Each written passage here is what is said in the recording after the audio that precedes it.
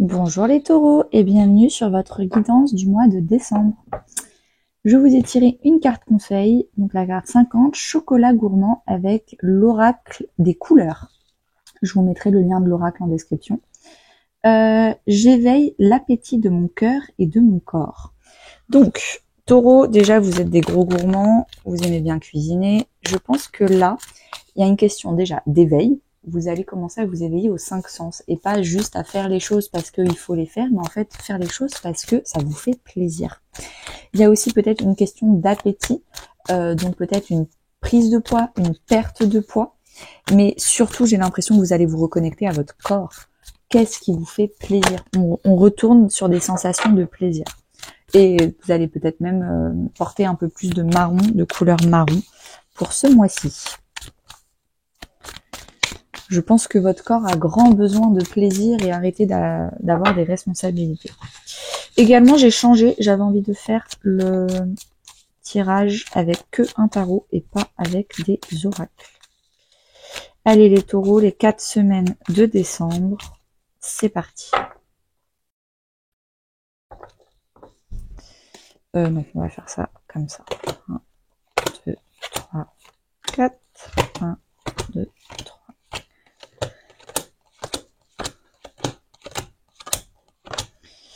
Alors, qu'est-ce qui s'est passé en novembre?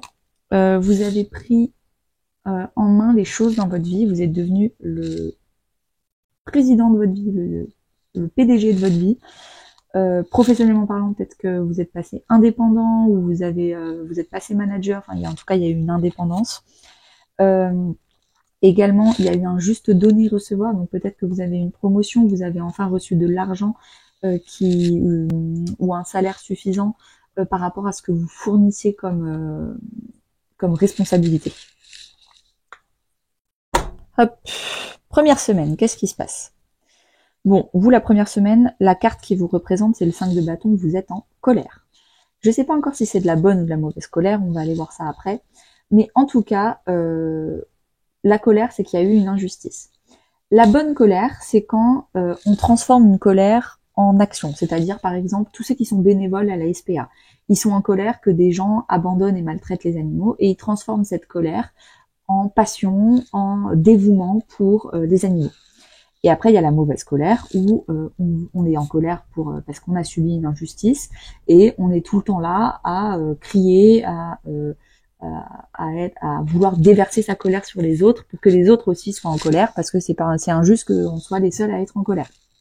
Bon, j'espère que c'est pas ça pour vous, on verra. Dans votre vie intérieure, vous avez le 9 de bâton. Vous êtes épuisé. Vous êtes à la limite du burn-out. Vous peut-être même très stressé. Vous avez envie de vous reposer. Et là, peut-être que vous êtes même en train de compenser avec des grosses gourmandises. Peut-être que le fait de vous reposer, ce sera plus efficace que de vouloir faire un régime si vous avez un gros problème de sucrerie. En tout cas là, on vous dit que vous êtes au bout du rouleau et que avant qu'il soit trop tard, il faut se reposer.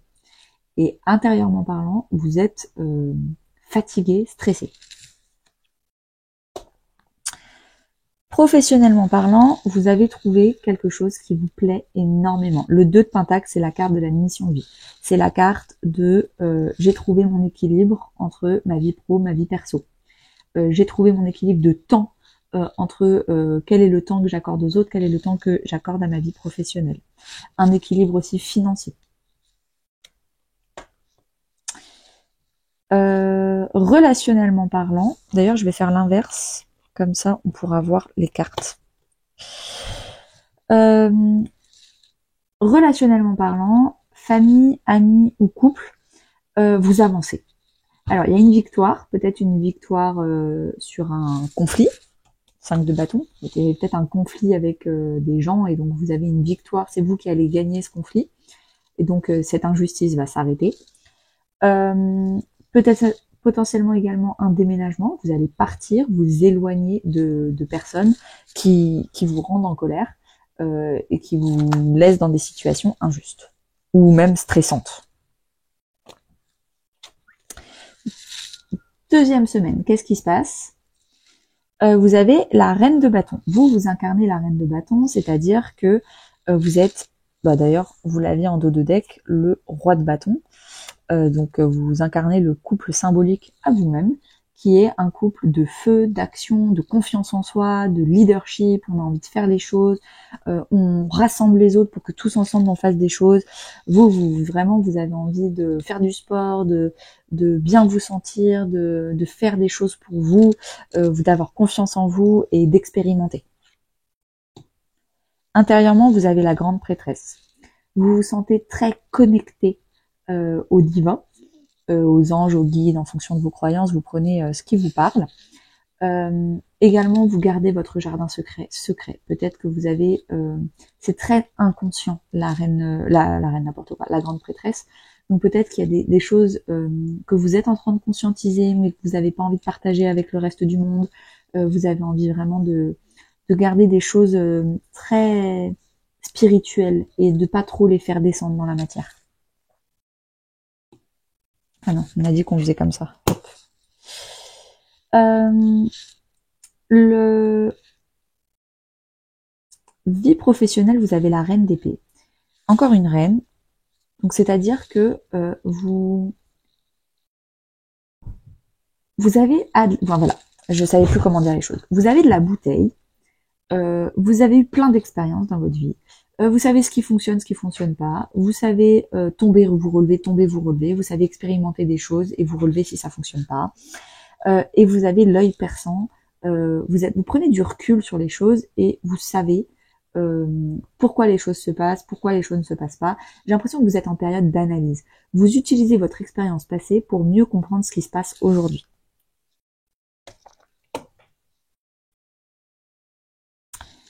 Vie affective, relationnelle, famille, amis ou couple, vous avez la lune. Donc déjà, c'est pas très clair. On est dans la nuit, c'est pas évident. Donc c'est-à-dire que factuellement parlant, vous n'allez pas devoir vous reposer sur le factuel et vos yeux, vous allez devoir vous reposer sur votre cœur et votre intuition pour faire des choix relationnels, pour naviguer dans votre vie relationnelle. Également, ça peut vous parler de votre mère. La lune, c'est la maman. Donc peut-être que vous allez beaucoup travailler les liens maternels avec vos enfants ou avec votre propre maman, si vous êtes une femme ou vos enfants. Peut-être que y a des choses, des secrets révélés, des choses un peu enfouies qui vont rester encore un peu trop secrètes. C'est d'ailleurs pour ça que vous avez la grande prêtresse, parce que c'est encore flou dans votre vie relationnelle. Troisième semaine, 8 de bâton. Le 8 de bâton, vous allez pas voir le temps passer. Vous allez être au four et au moulin. Vous allez devoir être Shiva. Vous allez être un peu dépassé par les événements cette semaine-là. Peut-être que vous allez devoir préparer les vacances et puis en même temps clôturer le boulot et puis en même temps voir telle personne et en même temps faut aller aider mamie parce que blabla et puis en même temps donc là vous en pouvez plus. Vous allez vraiment courir partout. À l'intérieur de vous-même, vous êtes l'impératrice. C'est une très belle carte intérieure. Donc dans votre vie intérieure, vous avez confiance en vous. Vous vous maternez vous-même. Vous êtes votre propre maman. Vous n'avez plus besoin de vos parents ou d'un quelconque sauveur pour vous occuper de vous. Vous savez quand dire stop, vous savez poser vos limites et vous savez vous occuper de vous. Vous écoutez votre corps. On revient sur j'éveille mon cœur et mon corps.